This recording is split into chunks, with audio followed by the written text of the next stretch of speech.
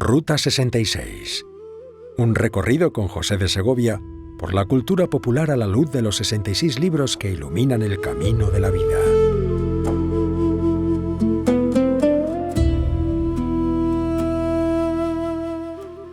No sé si te sientes un desastre, alguien sin remedio, un caso perdido. Si es así, tengo una buena noticia para darte a la luz del buen libro. Lo que nos muestra la Escritura, la Biblia, es que el Dios que allí se revela está especializado en los casos perdidos. Su mayor satisfacción, su verdadera delicia es convertir a sus mayores enemigos, aquellos más opuestos, que maldicen incluso el nombre de su Hijo, Cristo Jesús, en convertirse en sus mayores defensores, los mayores heraldos de su mensaje. Es el caso, por supuesto, de Saulo de Tarso, convertido en el camino de Damasco en el apóstol Pablo. En este capítulo 22 del libro de los Hechos nos narra su testimonio. Da ante las autoridades cuál ha sido la historia de su conversión y cómo Saulo es ahora Pablo, el principal portavoz del cristianismo en el Nuevo Testamento. En el capítulo 22 vemos a Pablo hablando en arameo, comenzando con las mismas palabras que había utilizado Esteban, el mártir de la fe cristiana primitiva, muchos años antes, al comienzo de su propia defensa. Utiliza la misma expresión como preámbulo en ese segundo relato que hay en este libro de Hechos de la conversión de Pablo. El primero estaba relatado en tercera persona, en el capítulo 9 lo encontramos, y el tercero, como en primera persona. Ante Agripa, el joven, está diciendo estas palabras.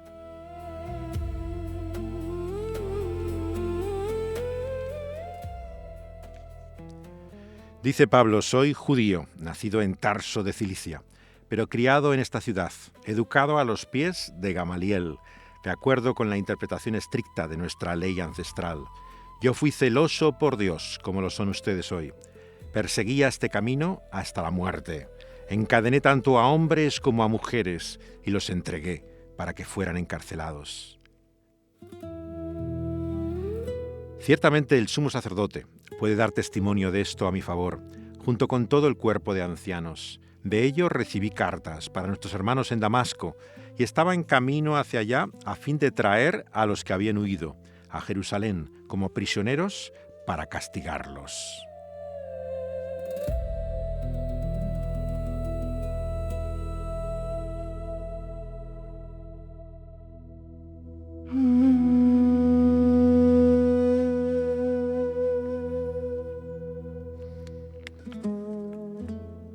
La incomprensible gracia de Dios escoge así a hombres como Pablo, sus enemigos, los mayores opositores, quien muestran más hostilidad, como para poder confundir nuestras presuposiciones e ideas de quién está más cerca o no de la fe cristiana. La lección es evidente. Nunca pienses que esa persona que tú conoces está demasiado lejos. Que a ella desde luego nunca la ves en la iglesia. No te imaginas que pueda en ningún momento llegar a ser cristiano. Historias como la de Pablo nos muestran que para Dios todo es posible.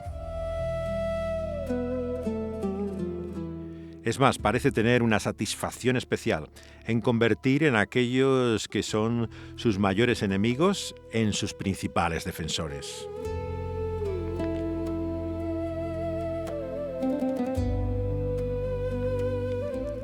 A partir del versículo 6 al 11, vemos que relata la famosa conversión de Pablo cuando era Saulo de Tarso, camino de Damasco. Acercándose a la ciudad repentinamente, cerca del mediodía, hay una gran luz desde el cielo que resplandece alrededor suyo. Caído al suelo, oye la voz que dice: Saulo, Saulo, ¿por qué me estás persiguiendo? ¿Quién eres, Señor?, responde. Yo soy Jesús, le dijo, Jesús el Nazareno, a quien tú estás persiguiendo. Los hombres que estaban conmigo vieron la luz, pero no oyeron la voz de aquel que estaba hablándome. Y entonces le pregunta: ¿qué haré, Señor? Y él le dice: levántate, me dice, entra en Damasco y allí te diré acerca de todo lo que está señalado que hagas. Y como no podía ver debido a la gloria de su luz, sus compañeros le llevan de la mano hasta Damasco.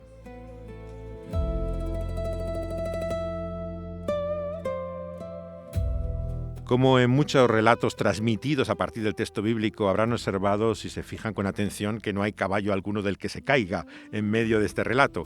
Forma parte de ese embellecimiento con el cual muchos cuentan unas historias que aparecen en la Biblia y le van añadiendo elementos hasta el punto que la mayoría de la gente ya cree que forma parte del relato original, pero no aparece así. Simplemente describe el hecho de la voz que escucha claramente y lo que significa esa ceguera en la cual se encuentran ante las palabras de Jesús, que le muestra que es a Jesús mismo a quien está persiguiendo. Si hay un relato de conversión semejante al de Pablo en la historia de la Iglesia cristiana, una vez que se muestra a Cristo resucitado al apóstol, es al padre de la Iglesia que llamamos Agustín. Él vemos que tiene una experiencia tal, ¿no?, que cambia dramáticamente de vida. Tiene todo un pasado precristiano muy diferente a cualquiera de los otros padres de la Iglesia, incluido el famoso Tomás de Aquino. Agustín tuvo una vida muy agitada hasta su conversión y vemos que realmente es algo sorprendente para sus contemporáneos e incluso para él mismo. El escritor Jostein Gaarder, de Noruega, es conocido por un libro en el cual cuenta toda la historia de la filosofía para un público adolescente y juvenil. Se llamó El mundo de Sofía. Lo publicó en 1991 y llegó a ser libro de texto incluso en muchos centros de educación secundaria. Él enseñaba tanto filosofía como historia de las ideas también a estos estudiantes de secundaria durante 11 años antes de hacer ese libro. Él había publicado solamente una novela antes, también dirigida a este público, El misterio del solitario, pero luego sorprende con otra obra que ya no va dirigida al lector juvenil. Es el libro que vamos a comentar y que comienza con estas palabras, Vita Brevis. Lo da a conocer el año 96 y es una novela en la cual nos habla de un episodio de la vida de Agustín poco conocido para muchos. La amante sin nombre con la que vive durante muchos años sin estar casada y tiene un hijo ilegítimo antes de su conversión, y que nos da en este libro su particular versión de la conversión de Agustín, lo que tiene en contra de él y por qué ella se ve de esa forma rechazada y despreciada y no entiende la fe que acaba de adquirir. Floria Emilia saluda a Aurelio Agustín, obispo de Hipona. Me resulta curioso el saludarte con estos términos. Hace tiempo habría escrito sencillamente a mi pequeño y divertido Aurelio. Pero han pasado más de 10 años desde que por última vez me estrechaste entre tus brazos. Mucho ha cambiado todo desde entonces. Te escribo porque el sacerdote de Cartago me ha dado a leer tus confesiones. Piensa que tus libros pueden resultar edificantes para una mujer como yo. Durante muchos años he pertenecido a esta iglesia en calidad de catecúmena, pero no quiero recibir el bautismo, Aurelio.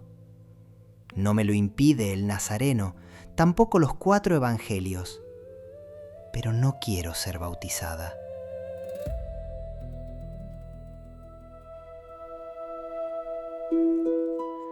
Efectivamente, sus confesiones, que algunos traducen incluso el testimonio, ya que dicen que tiene un sentido más amplio que simplemente contar lo que era su vida antes de ser cristiano, habla efectivamente de que tuvo una fulana, podríamos decir, unam habebam, dice en latín, algo que indicaba una relación que no era de matrimonio, pero que mantiene, calculan que 15 años con esta mujer que no tiene nombre. De hecho, algunas de las biografías, por llamarla de alguna forma, le llaman una en mayúsculas, por ponerle algún calificativo. En la novela de Gaarder, por lo tanto, le dan un nombre completo y una identidad. Parece ser que tuvo relación con la Iglesia por su origen en Tagaste, que era una ciudad más cercana al cristianismo que Cartago, que es donde tiene también relación con ellas. Y hay muchas conjeturas sobre lo que podía ser su relación no solamente con esta mujer, sino con otras. Lo de cierto, a la luz de su libro, es que en el segundo libro de las Confesiones, San Agustín comienza el relato hablando de su actividad sexual. Con 16 años se había introducido en una actividad que no interrumpe hasta el momento mismo de su conversión.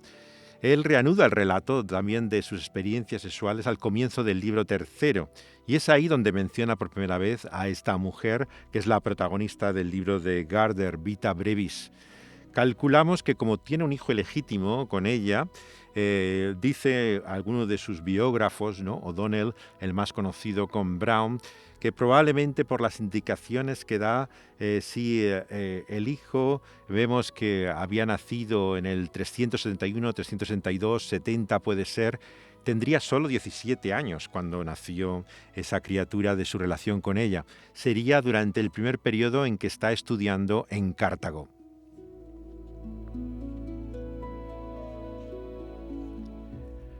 Gardner no es un hombre que se identifique como creyente, pero está fascinado por el fenómeno religioso. Esta es una entrevista que le hacen en Australia, en un festival de literatura, una incrédula estudiosa que se asombra de su fascinación por la religión que demuestra en este libro, y en particular por el cristianismo.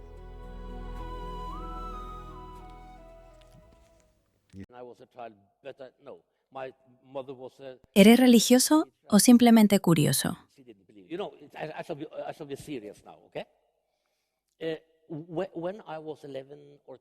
Cuando era niño, no. Mi madre era profesora de catequesis y ella tampoco creía en los ángeles. ¿En qué creía? Mira, ahora voy a ponerme serio, ¿de acuerdo? Cuando tenía 11 o 12 años, de repente fue como despertar. Y me di cuenta de que yo formaba parte de un misterio, de un enigma. Y fui a mi madre, a mis maestros, y les dije, ¿no os parece extraño que el mundo exista? Que existamos, que yo exista. ¿No es raro? Y la respuesta era, bueno, en realidad no. Esto era justo al comienzo de los años 60, ¿sabes? Y se suponía que el mundo era algo normal. Al menos lo fue hasta la crisis de Cuba. That the world exists, that we exist, that I exist. Isn't it weird? And the answer was, well, not really. This was in the very beginning of the 60s, and the world En fin, was supposed to be no, normal. pero también mis amigos. ¿No os parece raro, extraño, que estemos vivos? No, en realidad no. Y algunos adultos de la familia me decían, no deberías andar pensando en cosas así, que eso podría volverte loco o algo parecido. Pero me mantuve firme, y ese es el origen de que estudiara filosofía, de que estudiara la historia de las religiones, y sin duda, de que me convirtiera en escritor.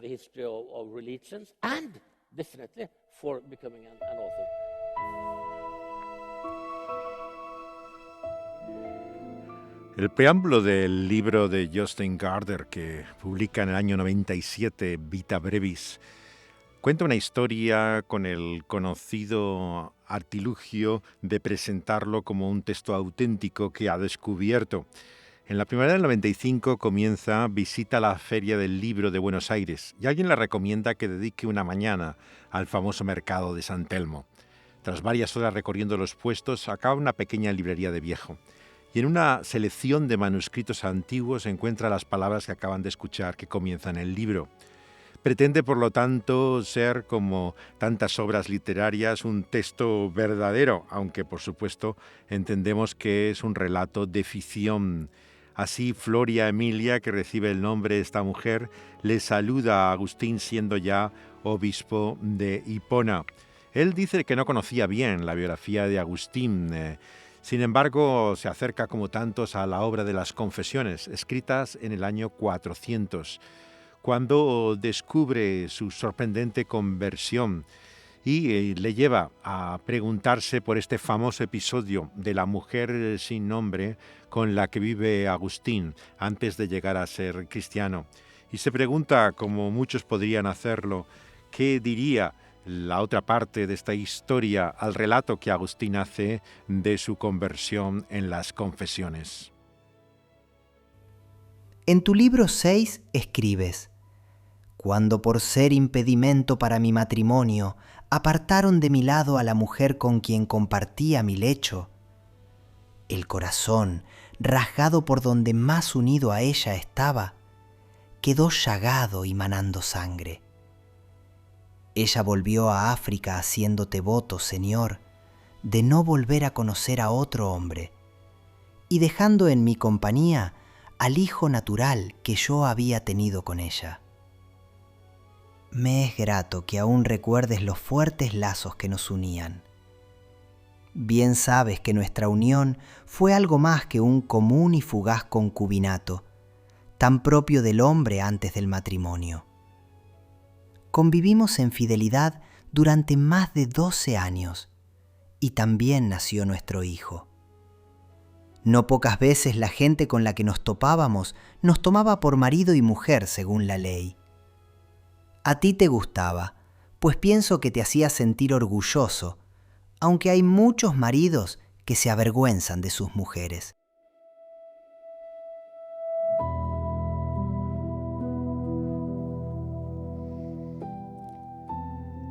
A la pregunta de por qué no se casó con esta mujer anónima, teníamos que tener en cuenta el hecho de que en el Imperio Romano, en ese periodo de Constantino, vemos antes incluso de su conversión, se impedía el matrimonio entre personas de clases sociales distintas. Si lo hubiera podido hacer, llegaría incluso a adoptar como hijo legítimo a Diodato y regularizar su situación.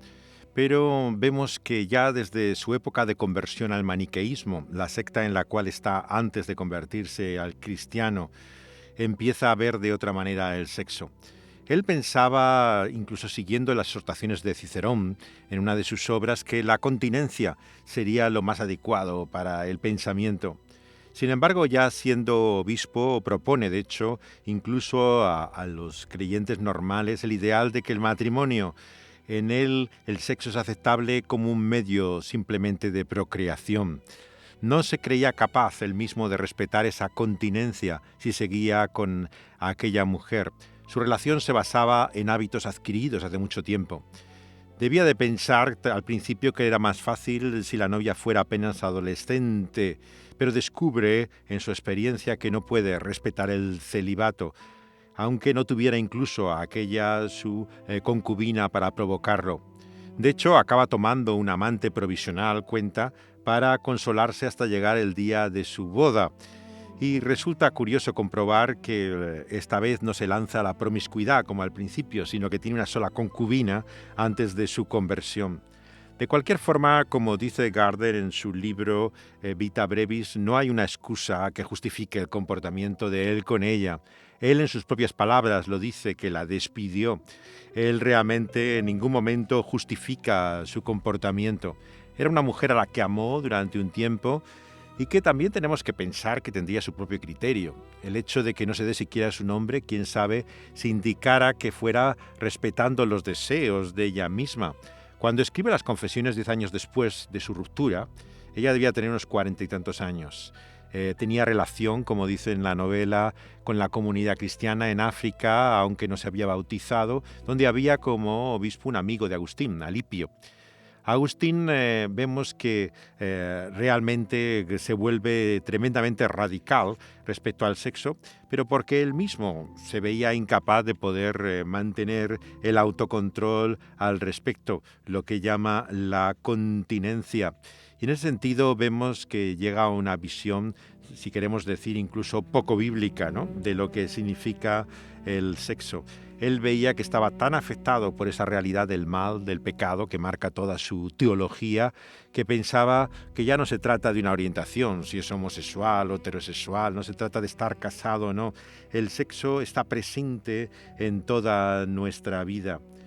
Y eso nos lleva, claro, a un tema fundamental en su teología, que es el problema del mal.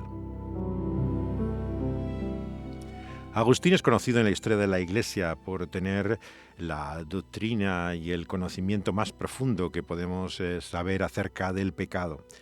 Él lo que dice es que el pecado es el mayor acto de libertad que el ser humano puede hacer. Ahí es donde está la mayor manifestación del libre albedrío. Aunque él es, por supuesto, el campeón de la gracia y de la voluntad soberana de Dios, dice que si hay algo libre en el hombre, ese es el mal, es lo que hace. Y él analiza, hace una radiografía, anatomía del pecado, reconociendo que la gente hace el mal siempre pretendiendo tener un bien aparente.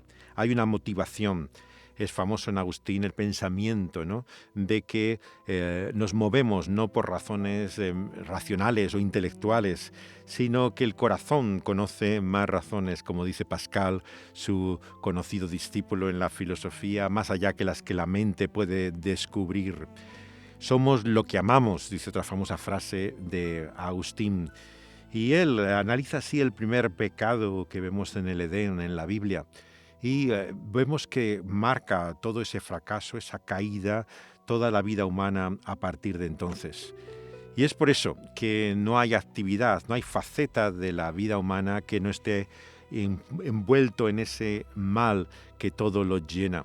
Es lo que los reformadores luego llaman la depravación total del ser humano, que no significa que seamos como demonios, incapaces de hacer ningún bien, sino que no hay nada en la vida humana que no esté afectado por el mal. Como dirían los reformadores, y Agustín comienza ya en ese pensamiento, hasta nuestras mejores buenas obras están mezcladas, manchadas, cuanto más las malas. Él pone el ejemplo, por ejemplo, de los ladrones, como en sus bandas de delincuentes también son capaces de ser generosos entre ellos, tienen su propia moral en esos términos mafiosos, ¿no? En ese sentido, vemos que no es tan fácil discernir el bien del mal, incluso en las conductas que podemos llamar más claramente inmorales. Así es como el escritor Justin Gardner entiende la religión sin revelación. Live in religion without revelation. And I think many of us can have religious feelings. Creo en una religión sin revelación. Y pienso que muchos de nosotros podemos tener sentimientos religiosos sin creer en la revelación. Es más, si estoy en un país musulmán y la gente me pregunta, ¿eres cristiano? Respondo que sí. ¿Por qué? Porque no necesito otro maestro moral, ninguna otra guía en mi vida que Jesús. I mean, really, the preachings by Jesus is my ethics. Not only mine. It's built into our laws, you know. De verdad, la predicación de Jesús es mi ética. Y no solo la mía, está integrada en nuestras leyes. Así que Jesús como maestro, como filósofo, pero no como Dios. Y sí, no creo como cree la Iglesia, y eso es algo que ella tampoco cree del todo, que Jesús muriera de tal modo que el cuerpo quedó muerto y luego el cuerpo volvió a la vida. Eso es lo que dice San Pablo, que esto es la prueba de nuestro propio destino. Quiero decir, las viejas imágenes arcaicas dicen que en el día del juicio Dios abrirá las tumbas y devolverá la vida. Porque los primeros cristianos creían que Jesús regresaría como la semana que viene o el año que viene. Like next week or next year. La religión de Gardner, por lo tanto, no es el cristianismo que encontramos en los evangelios. Él lo define muy bien como religión sin revelación. No cree que haya un relato autoritario allí que nos muestre la realidad de quién es Jesús. Le admira como maestro de ética, como un ejemplo moral a seguir. Vemos que se expresa con vehemencia ante las preguntas de la entrevistadora, que es una periodista australiana que se llama Ramona Koval. Ella es judía, sus padres son supervivientes del Holocausto en los años 50, vienen de Polonia a Australia y se muestra sorprendida, ¿no?, de que haga tantas concesiones, ¿no?, al cristianismo, puesto que ella misma, claro, no lo comparte. Como vemos, está interesado por esa visión de la conversión que muestra en este libro, desde el punto de vista del que claramente no es creyente en el sentido pleno en que Agustín adquiere la fe. Y así fue efectivamente esta mujer. Vemos que tiene conexión con la Iglesia, está relacionada con ella, pero sin embargo no comparte la experiencia de conversión del padre de la Iglesia.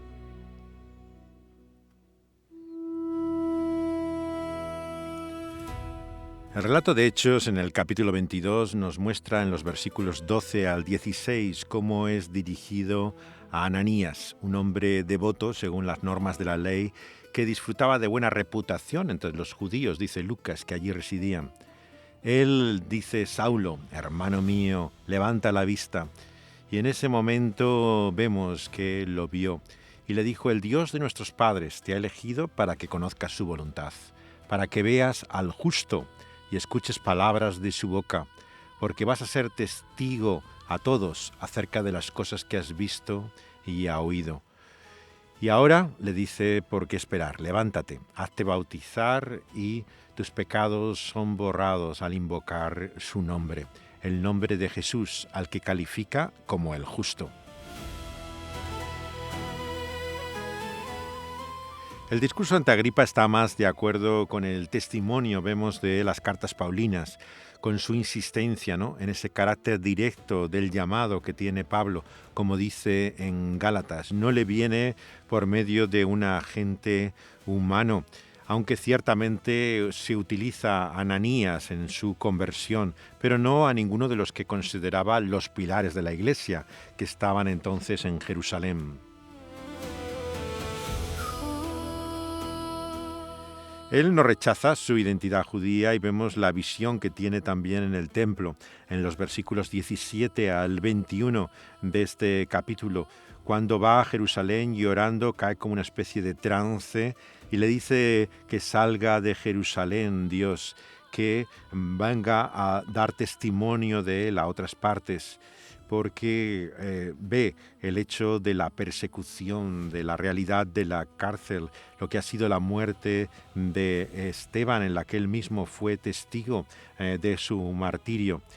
En el apóstol, por lo tanto, como dice en sus cartas del Nuevo Testamento, está el anhelo de su corazón, de su oración por la salvación de Israel. Romanos vemos que en los capítulos 10 y 11 haría su propia vida, incluso si fuera suficiente, para que su pueblo mismo llegara a esa fe. Pero en el resto del capítulo, desde el versículo 22 en adelante, de lo que va a hablar es de su ciudadanía romana. Para sorpresa de todos, él descubre que su identidad es del imperio. No era una persona simplemente judía, sino que formaba parte de la ciudadanía romana.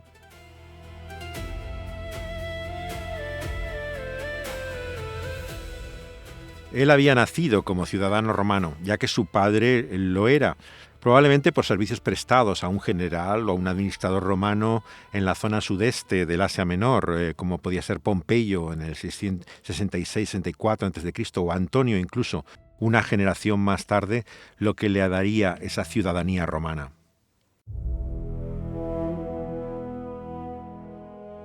Una característica que comparte también con Agustín, que vive precisamente en ese siglo IV, V bajo el Imperio Romano, en la época misma de Constantino. Es así como comienza también la película para televisión que hizo la RAI, la radiodifusión italiana, por medio de Christian Duway, una producción con Alemania el año 2010.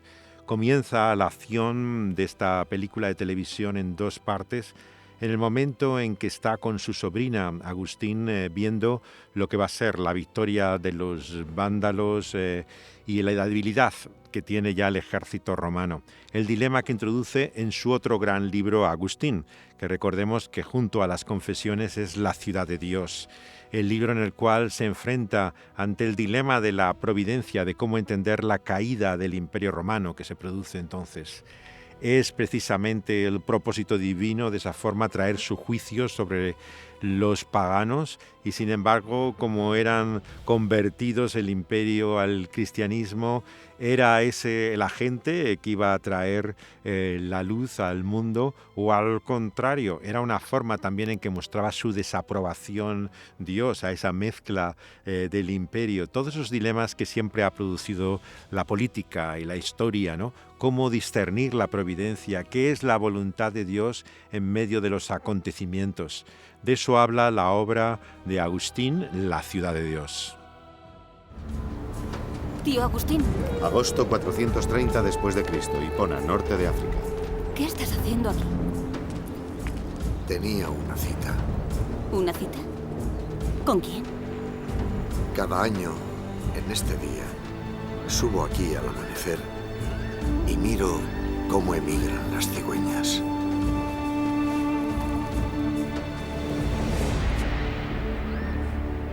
Si pudiéramos volar con ellas.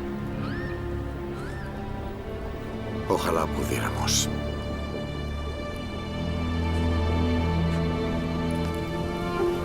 Los vándalos no nos dan tregua. Nos estamos quedando sin alimentos. Nos asediarán hasta que no nos quede elección. ¿Y qué vamos a hacer? Ya no está en nuestras manos. Como dice la lengua inglesa en ese juego de palabras, la historia no es nuestra historia, es su historia, his story. Y de esa forma entendía Agustín la vida desde la realidad de un Dios soberano, pero cuya providencia no es fácil de discernir y entender. Él habla siempre de ese corazón inquieto que hay en el ser humano, que anhela y busca la realización de su vida. Y ese carácter dinámico que tiene su pensamiento no fue entendido por muchos en su momento. Incluso después, la Edad Media, no podemos decir que ha comprendido la ciudad de Dios. La considera como una doctrina de las relaciones iglesia-estado, pero no ve el dilema que hay detrás de ellos. Los reformadores como Calvino y Lutero están fascinados por el pensamiento de Agustín y hablan mucho del sentido de la gracia que encuentra en sus obras y que destaca especialmente frente a cualquier otro padre de la Iglesia que conocemos hoy con el nombre de católica. Ayer fui a ver cómo emigraban las cigüeñas. Las envidié. Siempre saben cuándo partir y en qué dirección ir. Pero a nosotros nos es muy difícil entender lo que Dios quiere que hagamos.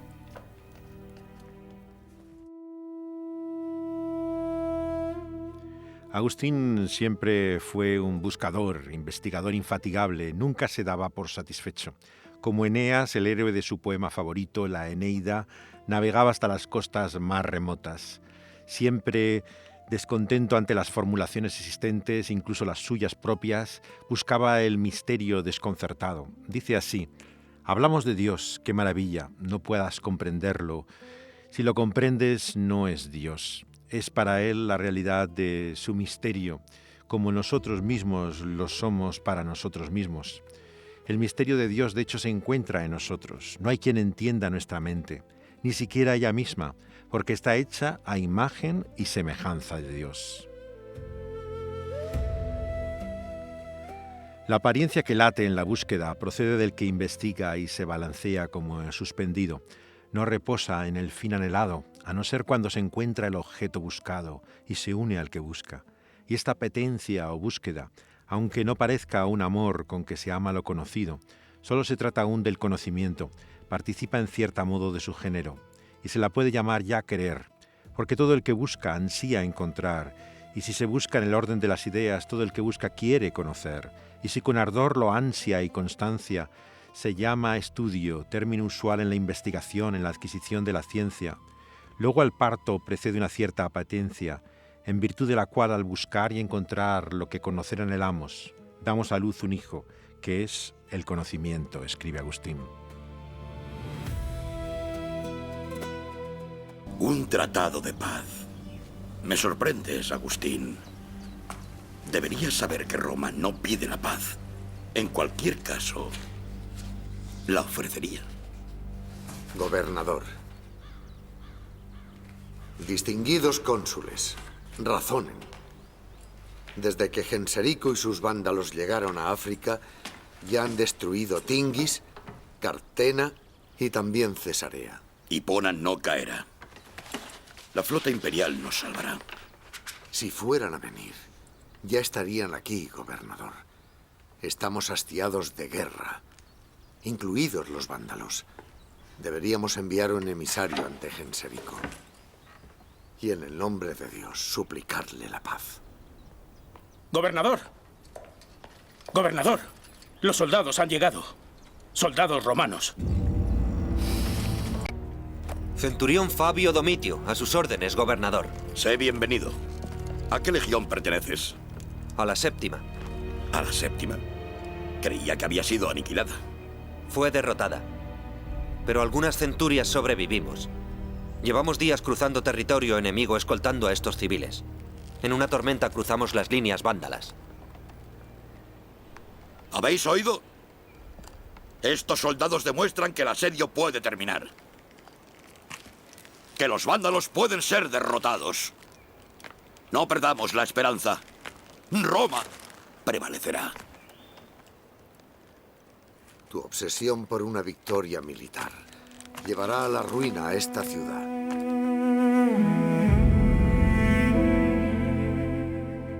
La ciudad de Dios, cuyo título original es en latín contra los paganos, es decir, la ciudad de Dios contra paganos, es una obra escrita en 22 libros, realmente monumental, mucho más amplia y extensa que sus confesiones que realiza en su vejez, a lo largo de 15 años más o menos, entre el 412 y el 26. Y es cómo se enfrenta la realidad de que Roma cae en manos de los paganos y uno se pregunta cuál es el propósito de Dios. Los romanos interpretaron el saqueo como un castigo divino y lo atribuyen a la religión cristiana y en particular a la prohibición del culto a los dioses. Y Agustín se levanta, claro, contra esa opinión. Por un lado, los dioses romanos son incapaces de proteger a los paganos y es el nombre de Cristo el que en medio del horror general puede salvar a las personas, incluso no cristianas. Es así como debería mostrar su gratitud al Salvador, pero lo que revelan es su ingratitud. Los crueles como los bondadosos sufren, sin embargo, el mal en esta vida. Y al enfrentarse a ese problema del mal, Agustín expone que los malvados sufren para ser corregidos, para cambiar, pero los buenos para confirmarse también en su bien y evitar sus faltas. Señala que no debe darse importancia al sufrimiento físico. Es la conciencia para nosotros la que nos debe dar testimonio. Cuando los bárbaros entraron, madres, vírgenes fueron violadas y el saqueo vemos que produce, por un lado, el sentimiento de culpa y de tragedia. Él habla, por lo tanto, de la necesidad de mantenerse en la vida, en primer lugar, frente al suicidio que había de muchos de sus conciudadanos. Él argumenta que no es la culpa de la religión cristiana la invasión de los bárbaros, ya que cuando estos entran a saquear, respetan incluso los templos, aunque ellos eran arrianos. La rama del cristianismo que dominaba entonces el imperio es la que negaba la plena deidad del Señor Jesucristo. Es el imperio cristianizado que llevaba a una distorsión del verdadero cristianismo, del que no encontramos en los evangelios, que sea ese el testimonio acerca de Cristo Jesús.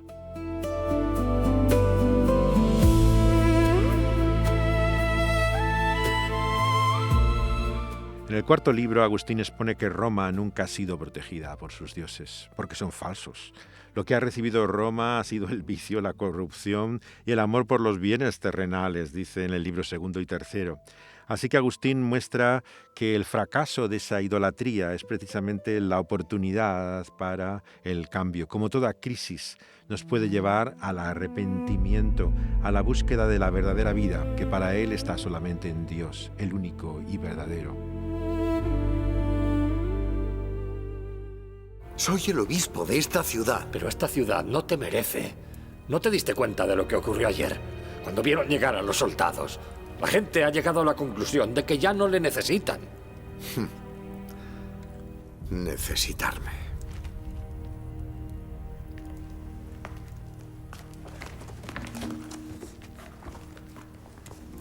Mira, Posidio.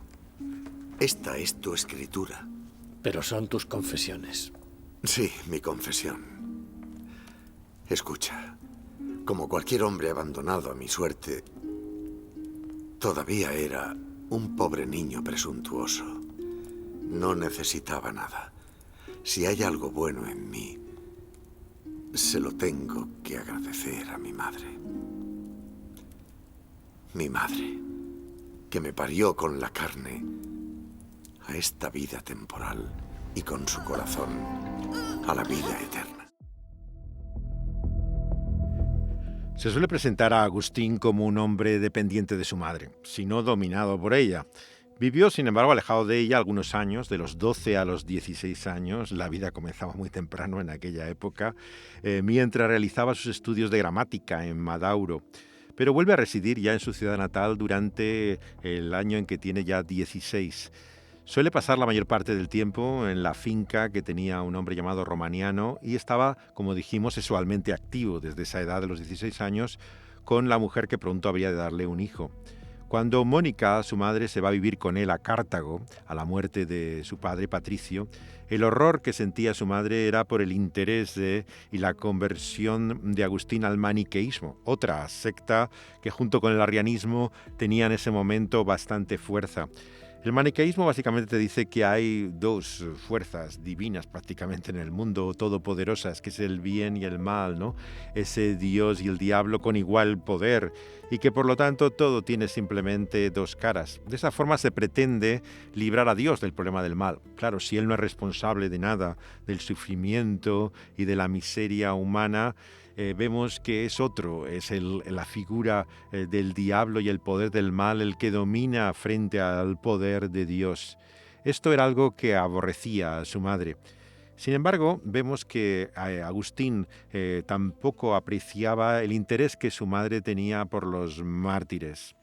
El obispo que había entonces saca a la luz los restos de mártires de la Iglesia cristiana, intentando defenderse frente a todas estas distorsiones, y su madre tuvo mucho interés en ello. Agustín, sin embargo, lo desprecia como superstición, cree que realmente no hay ningún valor en ello, ya que le atribuyen milagros, ¿no? Sanidades y prodigios a esos restos de los mártires.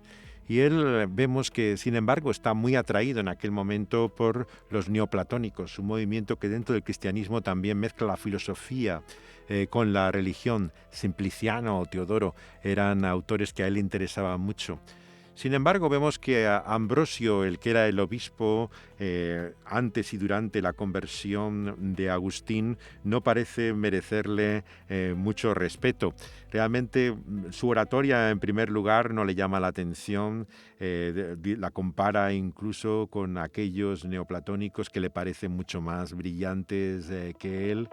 Y le ve poco más o menos que a la altura más baja incluso que un charlatán maniqueo, como podía ser Fausto, el que él menciona como un ejemplo de predicador ameno.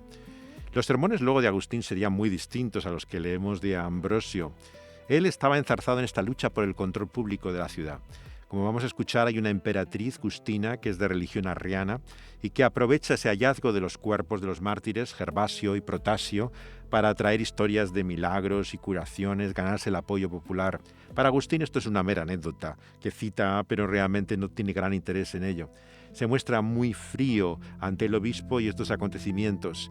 Incluso adopta una cierta desaprobación respecto a ellos, ¿no? Porque piensa que podían ser objeto también y obra del demonio.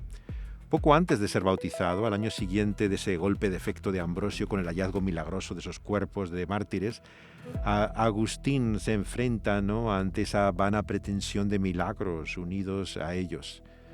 De hecho, la única entrevista que tiene Agustín con Ambrosio parece, aparte de la primera visita de cortesía, que fue para traer las dudas que tenía su madre en la forma en que guardaban el ayuno. ¿Qué hacéis? ¿Qué estáis haciendo? ¡Vámonos! ¡Vamos! ¿Pero qué hacéis? ¡Tú!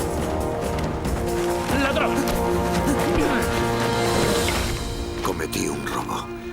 algo que yo ya tenía en abundancia. Agustín. No tenía intención de disfrutar lo que robaba, sino de disfrutar del pecado en su misma esencia. Estaba siendo arbitrario gratuitamente, no solo por ser malo, sino por ser el mismo demonio. Así era mi corazón, un alma depravada buscando la destrucción. Contéstame, ¿por qué lo has hecho? Me has hecho daño, Agustín. ¿Yo? ¿Yo te hago daño? Querrás decir mi padre. Mi padre te hace daño. Se juega todos nuestros ahorros. Bebe sin medida y te lleva engañando muchos años. Él te hace daño, no yo. Ya es suficiente. Patricio es lo que es, pero tú no eres como él. ¿Ah, no? ¿Yo no soy así? ¿Y qué quieres que sea? ¿Devoto de tu Dios? ¿Un chico perfecto? No, perfecto no, solo... Si me quedo aquí, seré exactamente igual que él.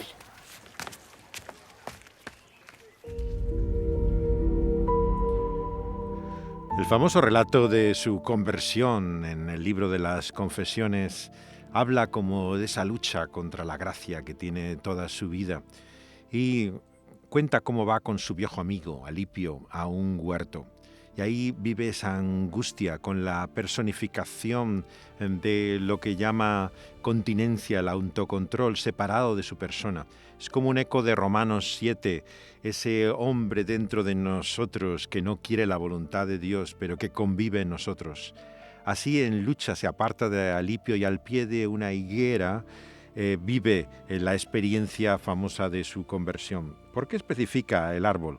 Bueno, no parece ser que fuera interés por la botánica. Kurzel, otro de los estudiosos de Agustín, dice que sería una referencia a la figura de Natanael, al pie de la higuera en el Evangelio de Juan, que comienza así su relato.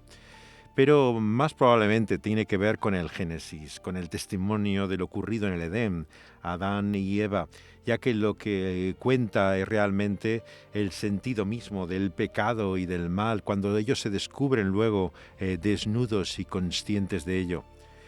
Como es una figura de su imaginación, la continencia, y si la higuera es de carácter simbólico, muchos se preguntan si la voz que él dice escuchar sería también psicológica, no fuera real. Sin embargo, Agustín lo narra como si fuera algo verdaderamente y auténtico ocurrido fuera de él. No lo utiliza como una metáfora o un hecho simplemente de su pensamiento.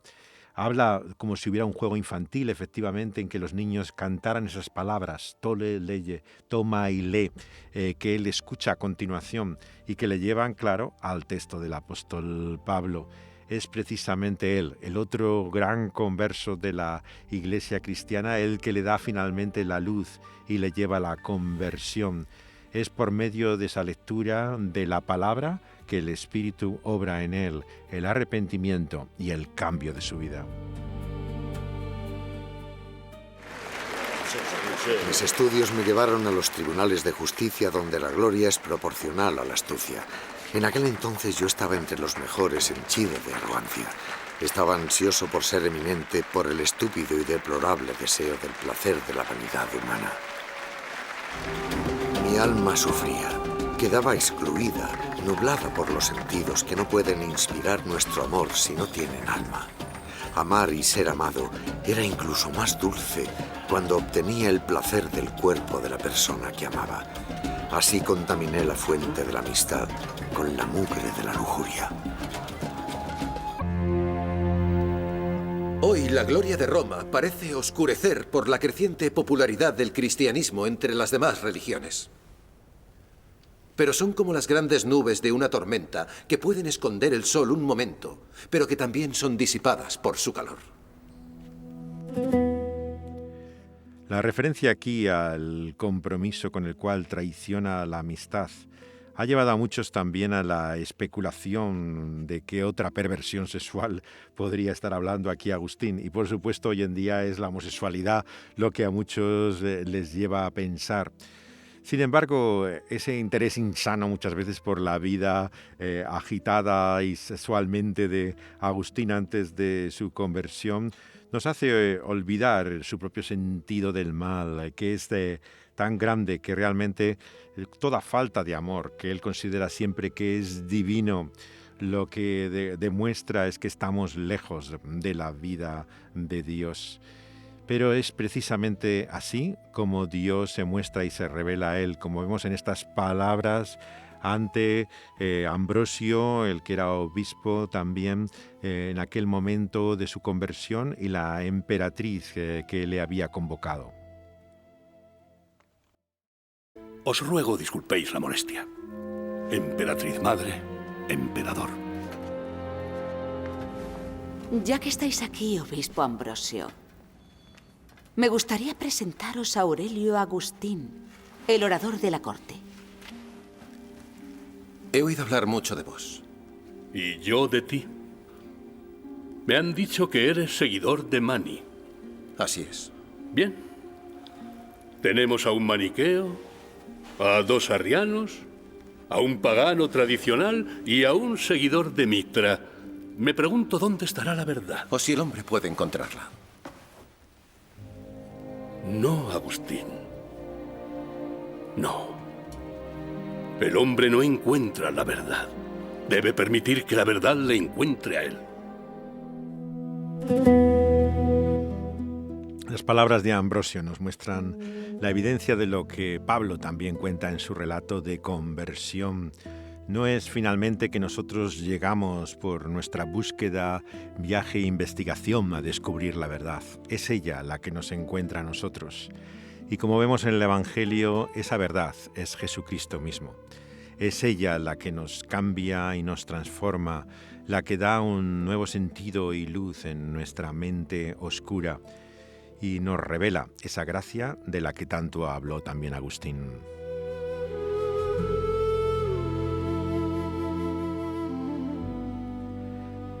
No pensemos, por lo tanto, que alguien está tan lejos de esa gracia de Dios que no puede alcanzarnos. Esa gracia nos persigue, esa gracia nos persuade, esa gracia finalmente nos conquista, porque es el amor de Dios en Cristo Jesús a través de su Espíritu.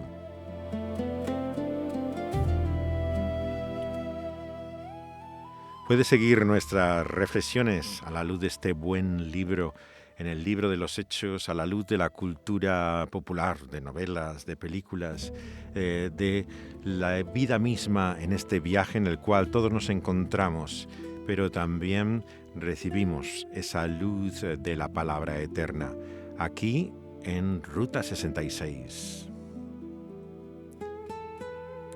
El programa se puede escuchar en vivo cada fin de semana en Dynamis Radio, pero luego pueden oír los podcasts cuando es subido luego a internet y lo encontrarán en la plataforma en la cual la emisora misma tiene también su canal en SoundCloud con particular buen sonido.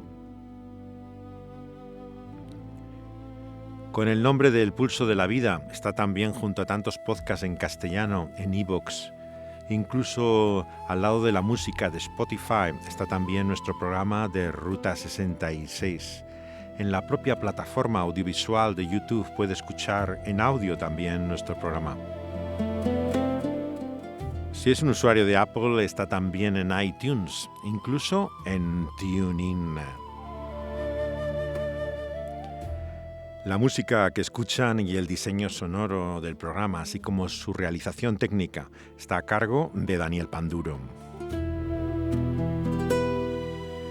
Los comentarios y quien les habla es José de Segovia. Les esperamos en nuestra próxima parada, en este viaje en la vida a la luz de este buen libro, aquí en Ruta 66. Saludos, besos y abrazos, juntos o por separado.